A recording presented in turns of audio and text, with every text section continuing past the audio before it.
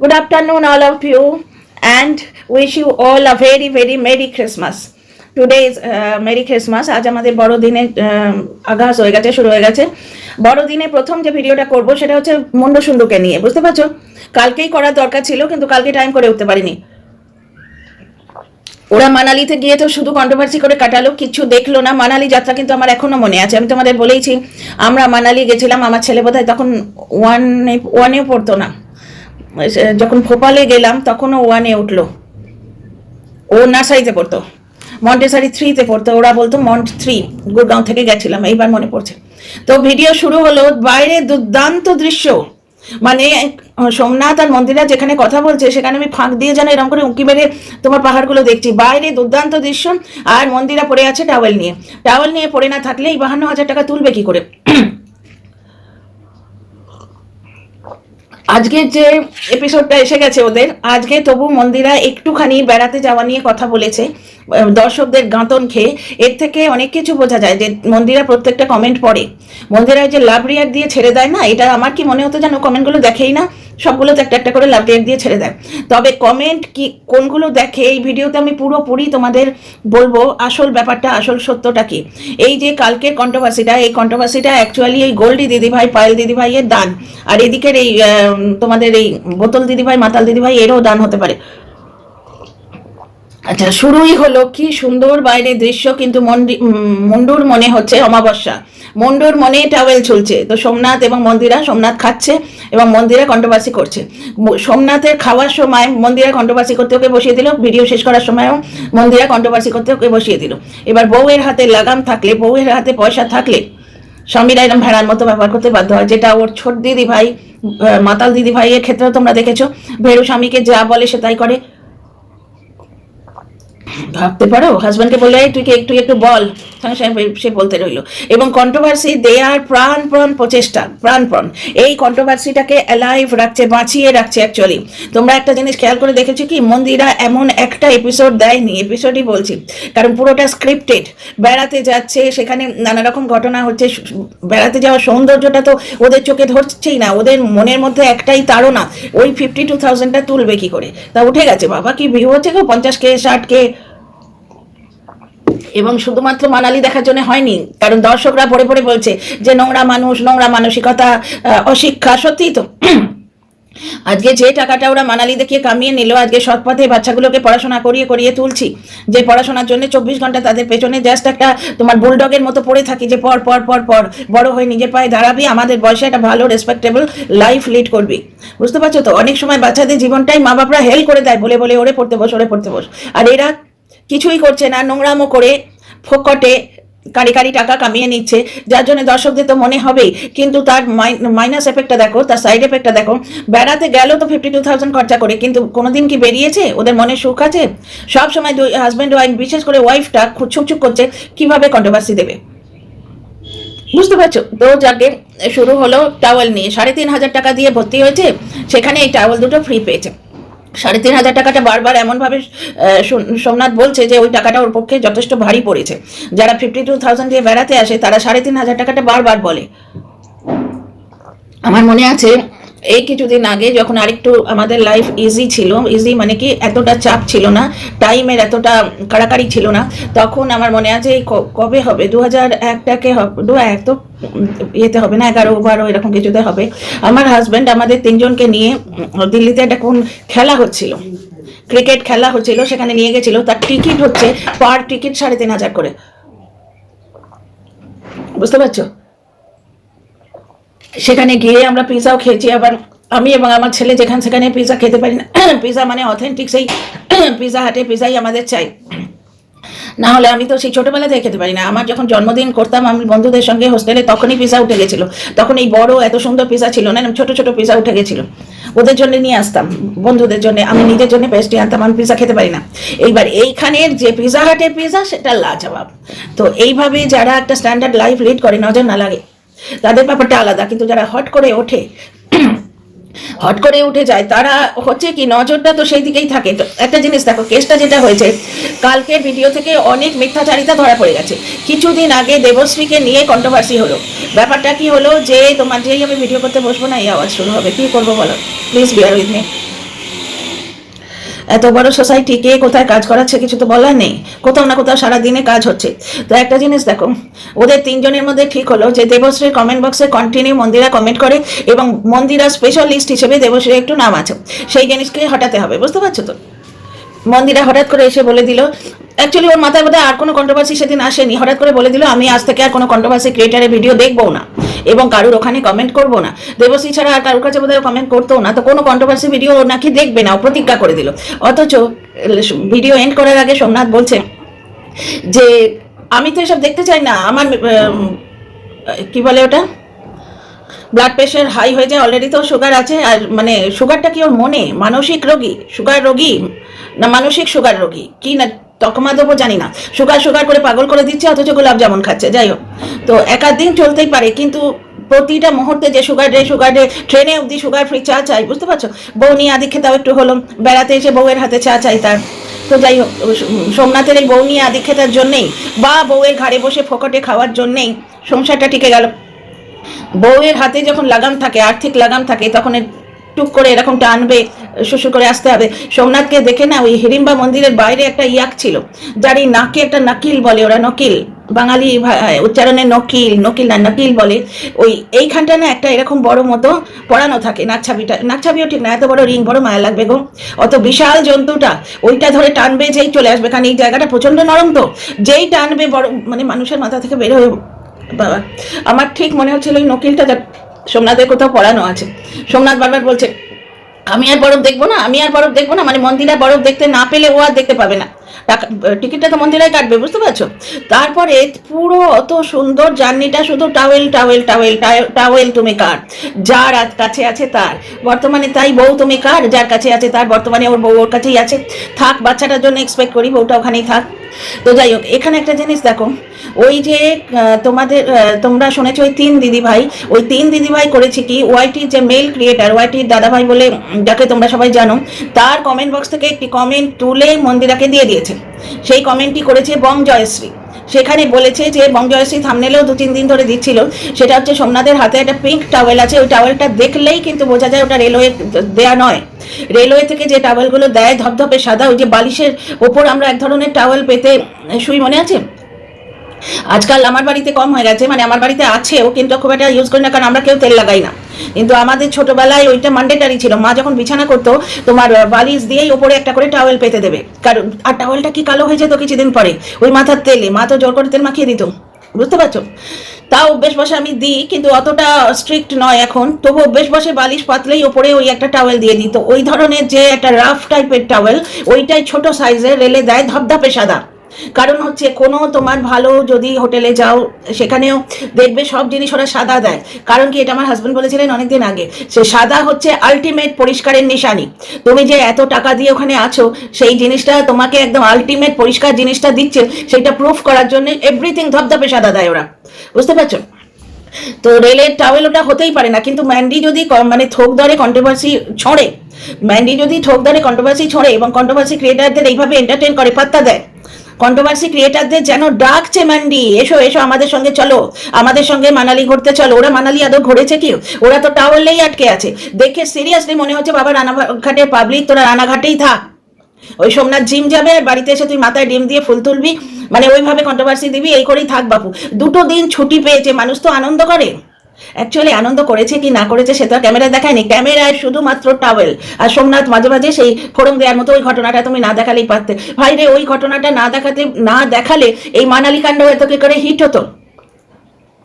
ওই যে railway staff ওনার salary থেকে টাকাটা কাটবে, ওই জন্য উনি একটু স্ট্রিক্ট ভাবে বার করুন, এটা তো চেষ্টা করবেই, কারণ অনেকেরই এরকম হ্যাবিট আছে, ওটা পয়সার উপর ডিপেন্ড করে না, ওটা চিপ মানসিকতার উপর ডিপেন্ড করে। অনেকেরই এরকম হ্যাবিট আছে, বাহ বেশ রাস্তাঘাটে কিছু মুছে টুছে ফেলে দেবো, নিয়ে নি পকেটে কিছু হাত মুছে রাস্তাতেই ফেলে দেবো, কিন্তু নিয়ে যাবে, এতটা কেউ মানে অনেকেই সমব্যথী বা এরকম মানে অন্যর কথা ভাবে, এরকম মানসিকতার মানুষ নাও হতে পারে, যার জন্য রেলওয়ে স্টাফ যে সে দেখছে এইটুকু মাইনে পাই, তার থেকে একটা এতটা টাকা কেটে যাবে, সে একটু চাপ দিয়ে যদি বার করতে পারে, সেটা হয়তো ওদের সঙ্গে চেষ্টা করেছিল। ম্যান্ডি ঠিক কায়দা করে 10 সেকেন্ড না কত সেকেন্ডের ভিডিওটা আমাদের উপর ছেড়ে দিয়েছে, এবং ভিডিওটা ছাড়ার সময় ওর মাথায় কনসাসনেস ছিল যে এমন কিছু বলতে হবে যেটা ওয়াইটিতে কন্ট্রোভার্সি ক্রিয়েট করে। কি বললো, যারা ফার্স্ট ক্লাসে কুপে টিকিট কেটে যায় তারা টাওয়েল চুরি করে না। টাওয়েল চুরিটা পয়সার উপর ডিপেন্ড করে না, মানসিকতার উপর ডিপেন্ড করে, মানসিকতার উপর ডিপেন্ড করে। তো যাই হোক, পুরো রাস্তাটা খালি বমি বমি বমি, বেশ সুন্দর একটা জার্নি দেখবো, বাইরে কত সুন্দর দৃশ্য, মানে কেউ যদি খেতে খেতে ওই ওদের ভিডিওটা দেখে না তাদের গা গুলিয়ে উঠবে। বাইরে গেলে বমি হয়, এটা ঘটনা একাধবার বললো।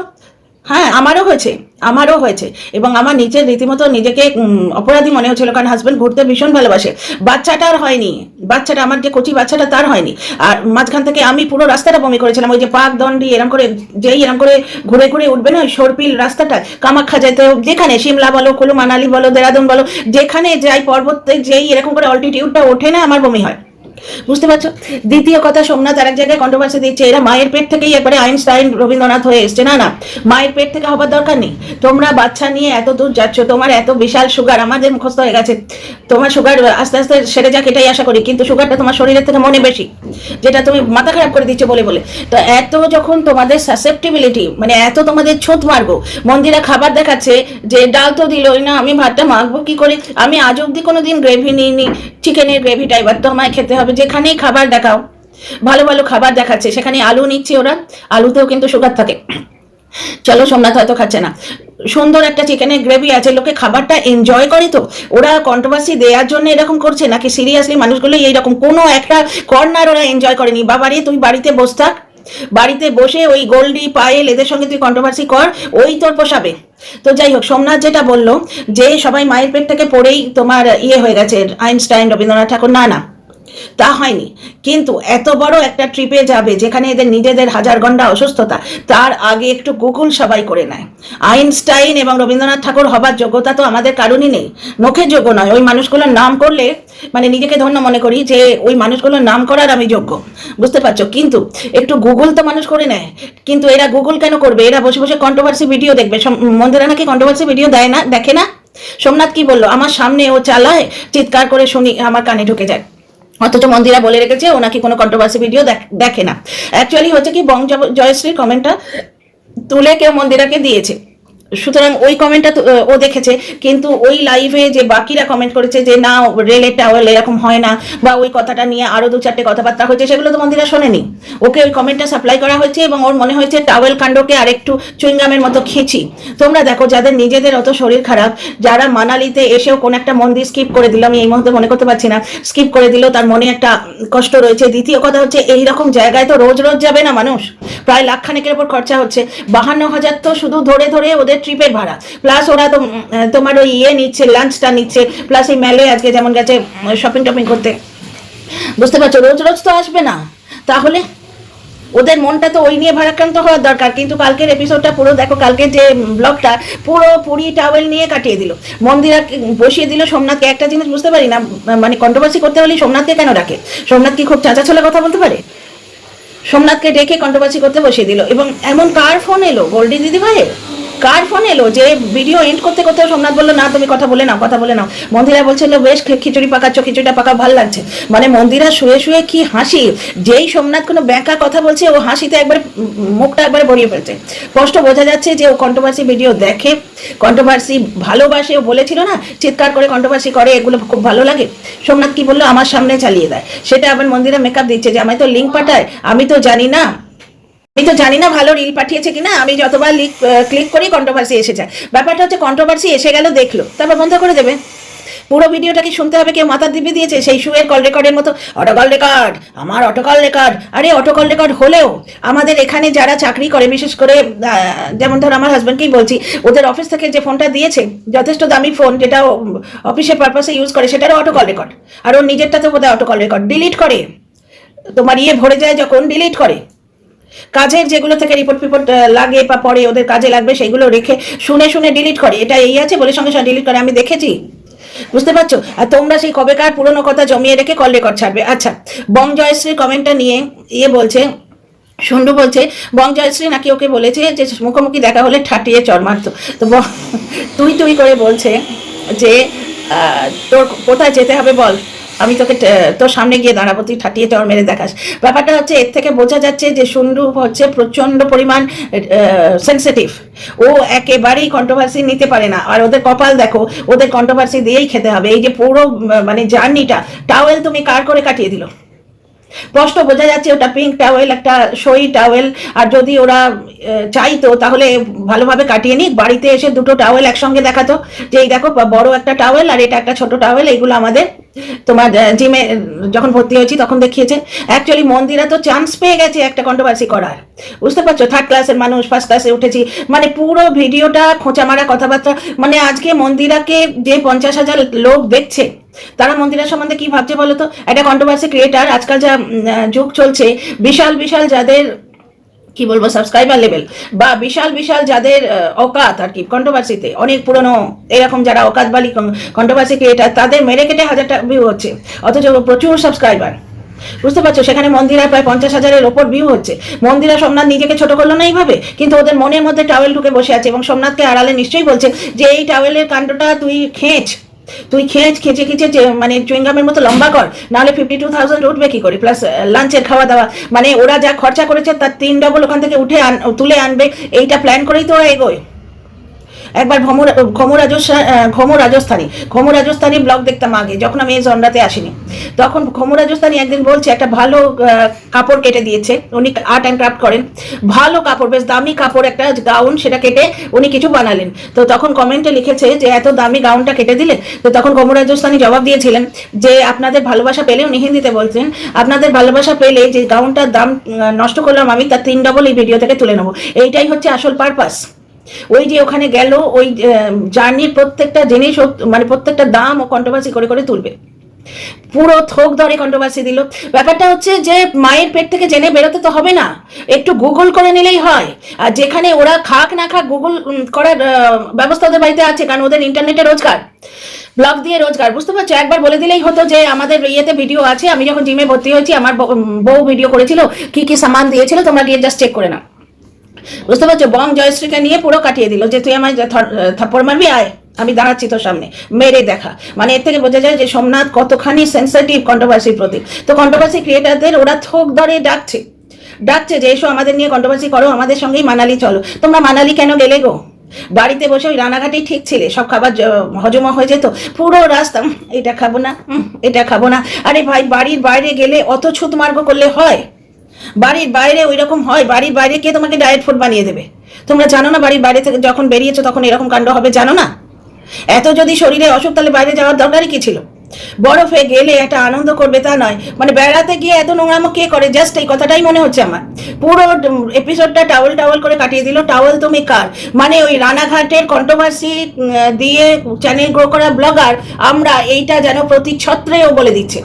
আর তোমার ওই 3 দিদিভাই যে মানে কন্ট্রোভার্সি করার জন্য যে 3 দিদিভাইকে পুষে রেখেছে, সেই 3 দিদিভাই প্রচন্ড অ্যাক্টিভ, এদিক ওদিক থেকে লিঙ্ক তুলে সাপ্লাই করছে এবং কমেন্ট তুলে দিচ্ছে, কন্ট্রোভার্সি ক্রিয়েটারদের খাদ্য দিচ্ছে। এবং ওই টাওয়েল কাণ্ডটা পুরো তোমার মানালি ঘোড়ার মধ্যে ও মুজে দিল, মানে সেই পিজার উপর যেরকম পিজা মিক্স দেয় এরকম ছিটিয়ে ঠিক এরকম টাওয়েল তুমি কার, এই ব্যাপারটা তুলে দিল। এবং যখনই বলছে সোমনাথ কোনো টেরা কথা, মন্দির একবারে খিলখিলিয়ে হেসে উঠছে। বাইরের দৃশ্য দেখে ওরা তো আনন্দ হচ্ছে না, আর মেয়েটার সামনে ওরা এই সমস্ত করছে। মাঝে মাঝে মেয়েটাকে ডেকে কন্ট্রোভার্সিতে নিচ্ছে, মা তুমি বলো তো আর আসবে বরফ দেখতে? মানে মেয়েটাকে এখন থেকে মেন্টালি মানে কোন দিকে পাঠাচ্ছে বলো তো? কুটকচালি ভরে দিচ্ছে মেয়েটার সামনে। আমরা কন্ট্রোভার্সি করলে, আমরা বাদ দাও, অনেকের কথা বলতে পারবো না, আমার কথা বলি, বাড়ির আশপাশে কেউ থাকবে না, ঘরে যখন একা থাকবো তখন এই ভিডিওগুলো করবো, এটা আমার প্ল্যান থাকে। আর শুনলে কানে ওই ব্লুটুথের ওইটা দিয়ে শুনি, হেডফোনটা দিয়ে। ছি যাকে এটাই বলতে ইচ্ছে করে। তো ভালো, আমাদের পক্ষে তো ভালো, ছি কেন বলতে যাবো? আমাদের খাদ্য দিচ্ছে, ঠিক আছে, আমরা কন্টেন্ট পাচ্ছি। তো চলো, মন্দিরার মানে মানালি যাওয়া পুরোটাই ব্যর্থ। অ্যাকচুয়ালি ব্যর্থ মানে কি, ওই যে মানালির 52,000 যে খরচা করেছে সেটা কন্ট্রোভার্সি করে তুলবে, সত্যি তো স্বাভাবিক। বাইরের মানালির দৃশ্য যদি দেখাতে ও শুরু করে, তাতে যা ভিউ হবে, তার থেকে এইভাবে কন্ট্রোভার্সি দিলে বেশি ভিউ হবে। কারণ অনেকেরই মনে হচ্ছে যে 52,000 ওদের আগের ভিডিও যারা দেখেছে, 52,000 তোদের কাছে অনেকটাই টাকা ছিল, এখন তোদের কত লেভেলে টাকা হচ্ছে কোলামকুচির মতো, এটা ফেলে দিচ্ছিস। অ্যাকচুয়ালি ব্যাপারটা হচ্ছে ভ্রমণ বিলাসী বাঙালি, ভোজন বিলাসী এবং ভ্রমণ বিলাসী। সুতরাং সবসময় যে টাকার অভাব বা টাকা প্রচুর তাই জন্য বেড়াতে গেছি তা না, ওটা একটা মানসিকতা। টাকার অভাব বলে বেড়াতে যাচ্ছি না তাও নয়। যারা অনেক বড় লোক নয়, একদম মিডল ক্লাস, তারাও কিন্তু অনেক সময় প্রচুর টাকা খরচা করে ঘুরতে যায়। আর এখানে দার্জিলিং এর সঙ্গে মানালি তুলনা করে দিয়ে আর একটা কন্ট্রোভার্সিয়াল অ্যাঙ্গেল দিয়ে দিল। এইবার আসবে কমেন্ট যে তোদের বাপু মানালি গিয়ে কি কাজ, তোরা দার্জিলিং এই যা, তোরা রান্নাঘাটে বস থাক, এরকম কমেন্টই তো আসবে। ওরা তো আহ্বান করছে সেই কমেন্টগুলো, অথচ কমেন্টগুলো নিতে পারছে না। তো যাই হোক, এরা যে নেকুম্যান্ডি বলে কথাটা ভুল নয়, বিশেষ করে যেখানে চিকেনের গ্রেভি দেখে বাবা আমি ভাতটা কি দিয়ে মাখবো, এরা ডাল দেয়নি। তো যাই হোক, যখনই খাবার দেখাচ্ছে যে না আমি কার্বোহাইড্রেটটা খাবো না, সমস্ত সবজি ডাল দিয়ে পেটটা ভরাবো, এটা বেশ ভালো কথা, তাই তো। তো যাই হোক, পুরোটা একটা ক্রিয়েটেড কন্ট্রোভার্সি। এইবার আজকের এপিসোডটা, যেটা আজকের ব্লগটা আমি এইটুকু দেখেছি, আজকের ব্লগটা নিয়েও ভিডিও করব। তবে আজকের ব্লগটা শুরু করলো অন্তত বাইরের সৌন্দর্য দেখিয়ে। ফার্স্ট টাইম মানালি যাত্রায় বাইরের সৌন্দর্যের কথা এই ফার্স্ট টাইম ও বললো দর্শকদের গাঁতন খেয়ে, বুঝতে পারছো। আর মানালি যাত্রার এই যে টাওয়েল এপিসোড, এটার পেছনে সব থেকে বেশি খাটনি কারা দিয়েছে তাদের নাম তো বলতেই হয়, ওই 3 দিদি ভাই, বুঝতে পারছো। এবং মন্দিরা সোমনাথের মেসেজ দেখুক না দেখুক, এদের মেসেজটা ঠিক দেখে। তার মানে মন্দিরা নেট প্যাকের পেছনেও প্রচুর খরচা করছে। ওই সমস্ত জায়গায় নেটও অনেক সময় অন থাকে না। তবে আমরা খুব ঘুরেছি, আমরা জানি ওই ইয়েতে গেলে, তোমার হোটেলে গেলে চাইলে ওদের হোটেলে যে ওয়াইফাই আছে তার পাসওয়ার্ডটা দিয়ে দেয় চাইলে, বুঝতে পারছো। তো যাই হোক, এই হচ্ছে তোমার নেকুম্যান্ডির কালকের ভিডিও নিয়ে কথাবার্তা। Merry Christmas one second. তোমাদের কেমন লাগলো বলো। আর বিভিন্ন কন্টেন্ট যেভাবে পাবো আমি সেটা নিয়ে ভিডিও করবো, তোমরা প্লিজ ইন্টারেস্ট নিও একটু। See you in the next video.